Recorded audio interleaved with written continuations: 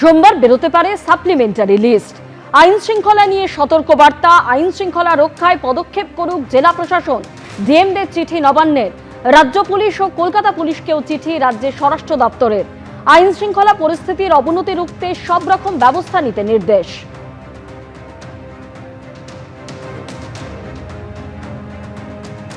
ভোটে কেন্দ্রীয় বাহিনী মোতায়েন নিয়ে এবার জয়েন্ট ডিপ্লয়মেন্ট কমিটি গঠন। জয়েন্ট ডিপ্লয়মেন্ট কমিটি গঠন করল মুখ্য নির্বাচনী আধিকারিকের দপ্তর। কাল দুপুরে মুখ্য নির্বাচনী আধিকারিকের দপ্তরে কমিটির বৈঠক। কোথায় কত বাহিনী মোতায়েন, কিভাবে কাজ ঠিক করবে এই কমিটি। কমিটিতে special observer NK Mishra, state police nodal officer Anand Kumar, কমিটিতে আইজি সিআরপিএফ ও state force coordinator Salabh Mathur. Joint deployment কমিটিতে রয়েছেন state CAPF coordinator Gaurav Sharma. বৈঠকে থাকবেন CEO Manoj Agarwal, special roll observer Subrata Gupta. কেন্দ্রীয় বাহিনী দিয়ে রাজ্য মুড়ে ভোট করাতে চায় কমিশন। নির্বাচনের কাজে যুক্ত আধিকারিকদের সঙ্গে সমন্বয় সাধন করতে সিইও দপ্তরে প্রায় প্রতিদিনই হচ্ছে দফায় দফায় বৈঠক। কমিশন স্পষ্ট করে দিয়েছে, কোনো বুথে ওয়েবকাস্টিং আধ ঘন্টার বেশি বন্ধ থাকলেই সেখানে হবে পুনর্নির্বাচন। পাশাপাশি প্রত্যন্ত এলাকায় নজরদারিতে এবার 360 ডিগ্রি মুভিং রোবট ব্যবহার করার পরিকল্পনা নেওয়া হয়েছে। ভোট ঘোষণার আগেই রাজ্যে এসে গেছে 480 কোম্পানি কেন্দ্রীয় বাহিনী। চলছে টহলদারি, ক্যাম্প করে চলছে নাকা চেকিং।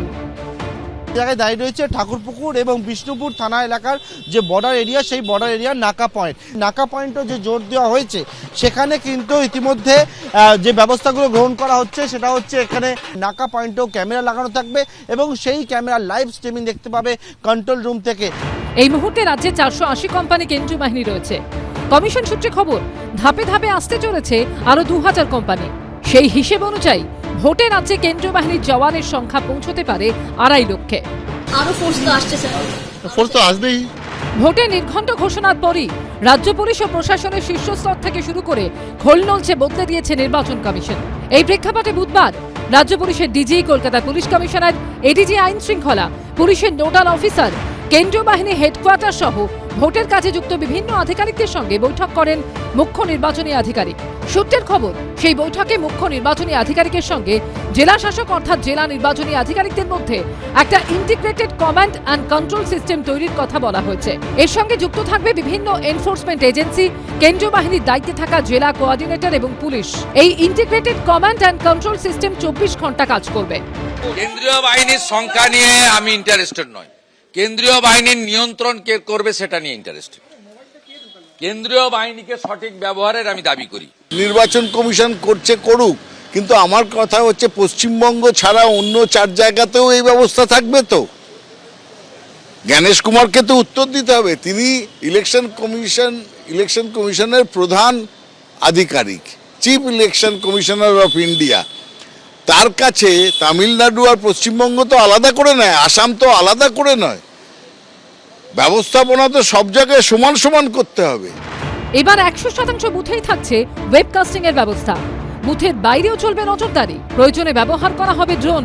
কমিশন সূত্রে খবর, রাজ্য জুড়ে 80,719টি বুথের ভিতর ও বাইরে মিলিয়ে 2 লক্ষ ক্যামেরা ও ওয়েবক্যামে চলবে নজরদারি। কমিশন স্পষ্ট করে দিয়েছে, কোনো বুথে ওয়েবকাস্টিং আধ ঘন্টার বেশি বন্ধ থাকলে সেখানে পুনর্নির্বাচন করতে হবে। পাশাপাশি এফএসটি ও কিউআরটি গাড়িতে 360 ডিগ্রি পিটিজেড ক্যামেরা সহ লাইভ স্ট্রিমিং চলবে। কেন্দ্রীয় বাহিনীর জওয়ানদের দেওয়া হবে বডি ক্যামেরা। সব ক্যামেরা নিয়ন্ত্রণ থাকবে কমিশনের কন্ট্রোল রুমে। এটা প্যান টিল জুম করতে পারবে, প্রোগ্রামিং করা থাকবে। এছাড়া বিভিন্ন কন্ট্রোল রুম থেকে মাল্টি ভিউ করা যাবে, মোবাইল অ্যাপ দিয়ে মোবাইলে দেখা যাবে, বিভিন্ন কন্ট্রোল রুম থেকে কন্ট্রোল রুম দেখা যাবে, মাল্টি ফাংশন করা যাবে। যখনই কোনো গন্ডগোল হচ্ছে, মবটাকে চিহ্নিত করা যাবে এবং আইডেন্টিফাই করা যাবে। সূত্রের খবর, শুক্রবার জেলা নির্বাচনী আধিকারিক ও পুলিশ সুপারদের নিয়ে বৈঠকে কড়া বার্তা দিয়েছে কমিশন। বলা হয়েছে, ভোটারদের হুমকি দেওয়া বা ভোট দিতে আটকানোর মতো অভিযোগ উঠলে সংশ্লিষ্ট পুলিশ সুপারকে সরিয়ে দেওয়া বা সাসপেন্ড করা হতে পারে। জনপ্রতিনিধিত্ব আইনের আওতায় কঠোরতম শাস্তিমূলক পদক্ষেপ করতে পারে কমিশন, সে কথাও স্পষ্ট করে বলে দেওয়া হয়েছে। রাজ্যের অফিসাররা নিরপেক্ষভাবে কাজ করতে ভুলে গিয়েছেন। আইনে কোথাও বলা নেই যে তাদেরকে রাজ্যের অফিসারদেরই নিযুক্ত করতে হবে। তারা অন্য কোথাও থেকে অফিসার এনেও নিযুক্ত করতে পারেন। এইটা নিশ্চিত করতে হবে যে যাকে নিযুক্ত করবেন সে রিটার্নিং অফিসার হোক, প্রিজাইডিং অফিসার হোক, পোলিং অফিসার হোক, পুলিশ অফিসার হোক, তিনি নিরপেক্ষভাবে কাজ করবেন। 21 বিধানসভা ভোট পরবর্তী হিংসায় জড়িত দুষ্কৃতীদের চিহ্নিত করে তাদের থেকে আর কোনো অশান্তিতে তারা জড়াবেন না, এই মর্মে মুচলেকা নিতে নির্দেশ দিয়েছে কমিশন। পার্থপ্রতিম ঘোষ, সৌমিত্র রায় ও শিবাশিস মৌলিকের রিপোর্ট, এবিপি আনন্দ। এবিপি আনন্দ, এগিয়ে থাকে, এগিয়ে রাখে।